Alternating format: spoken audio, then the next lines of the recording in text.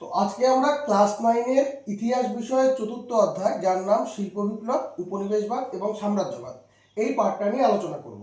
তো এর আগে কিন্তু আমরা ফরাসি বিপ্লবকে দেখলাম, তারপরে নেপোলিয়ানকে দেখলাম, তারপরে মেটারনিখকে দেখলাম। এরপরে ডাইরেক্টলি আমরা 4 নম্বর অধ্যায় কোথায় আসলাম? শিল্প বিপ্লবে। এইবার প্রথম কথা হচ্ছে, এই শিল্প বিপ্লবকে বোঝার জন্য আমাদেরকে 3টা ডাব্লু মনে রাখতে হবে। কটা মনে রাখতে হবে? 3টা ডাব্লু মনে রাখতে হবে। একটা হোয়াট, একটা হোয়ার আর একটা হোয়াই। অর্থাৎ কি, কোথায়, কেন, এটুকু আমাদেরকে মাইন্ডে রাখতে হবে। তো প্রথম কথা হচ্ছে বিপ্লব। বিপ্লব কথার অর্থ কি? বিপ্লব কথার অর্থ হচ্ছে আমূল পরিবর্তন। বিপ্লব কথার অর্থ কি? আমূল পরিবর্তন। অর্থাৎ প্রথমে আমরা ফার্স্ট ডাব্লুটাকে দেখব, যেটা হচ্ছে হোয়াট। হোয়াট মানে কি? অর্থাৎ শিল্পে আমূল পরিবর্তন। এই শব্দটা প্রথম কে ব্যবহার করলেন? ফরাসি দার্শনিক লুই অগাস্তে ব্ল্যাঙ্কি। কত খ্রিস্টাব্দে করলেন? 1837 খ্রিস্টাব্দে করলেন। তাহলে শিল্প বিপ্লব শব্দটি প্রথম কে ব্যবহার করলেন? ফরাসি দার্শনিক লুই অগাস্তে ব্ল্যাঙ্কি। কত খ্রিস্টাব্দে করলেন? 1837 খ্রিস্টাব্দে করলেন।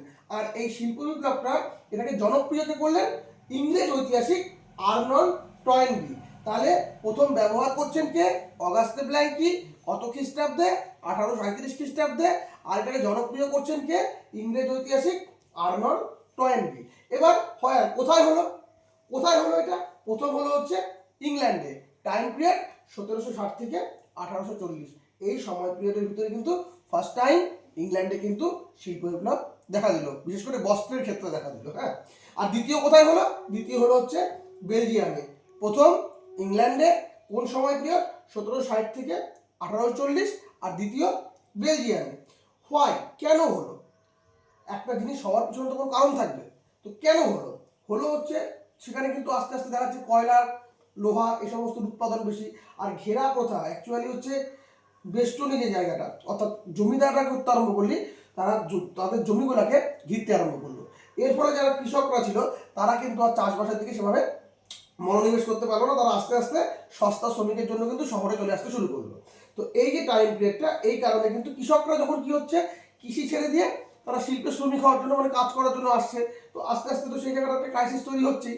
এবার দেখো, শিল্পে কিন্তু টাকার প্রয়োজন আছে, অর্থাৎ মানি, অর্থ। তো এখানে কিন্তু টাকাকে কি বলা হচ্ছে? পুঁজি। কটা পুঁজি আছে বলো তো? দুটা পুঁজি। পুঁজি কটা? দুটা। একটা বাণিজ্যে বিনিয়োগ, অর্থাৎ ব্যবসা করার জন্য। বাণিজ্যে বিনিয়োগের যে পুঁজি, তার নাম কি? Mercantile capital. আর শিল্পে নিয়োজিত পুঁজিকে কি বলা হচ্ছে?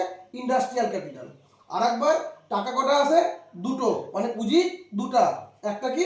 বাণিজ্যে বিনিয়োগ, অর্থাৎ ব্যবসা করার জন্য। বাণিজ্যে বিনিয়োগ করা পুঁজিকে কি বলা হচ্ছে? Mercantile capital.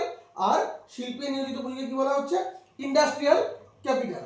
তো এই যে ইন্ডাস্ট্রিয়াল ক্যাপিটাল, এটার জন্য কিন্তু অ্যাকচুয়ালি যৌথ যে বাণিজ্য প্রতিষ্ঠানগুলো, যাকে বলা হচ্ছে কি জয়েন্ট স্টক এক্সচেঞ্জ, এগুলা কিন্তু তৈরি হতে শুরু করছে। এবার কি? ঐতিহাসিক ফিশার ইংল্যান্ডকে বিশ্বের কিন্তু শিল্প কারখানা বলেছেন। তাহলে ইংল্যান্ডকে বিশ্বের শিল্প কারখানা কে বলেছেন? ঐতিহাসিক ফিশার বলেছেন। আর ইতিহাসবিদ হেগেল কি বলেছেন? এটাকে, বা এই সময়টাকে ঐতিহাসিক আবর্তন বলেছেন।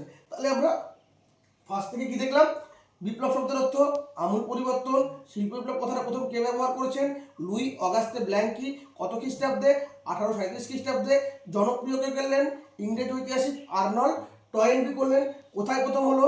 ইংল্যান্ডে। কোন সময় পিরিয়ডে? 1760 থেকে 1840। দ্বিতীয় কোথায় হলো? বেলজিয়ামে। এরপরে কেন হলো?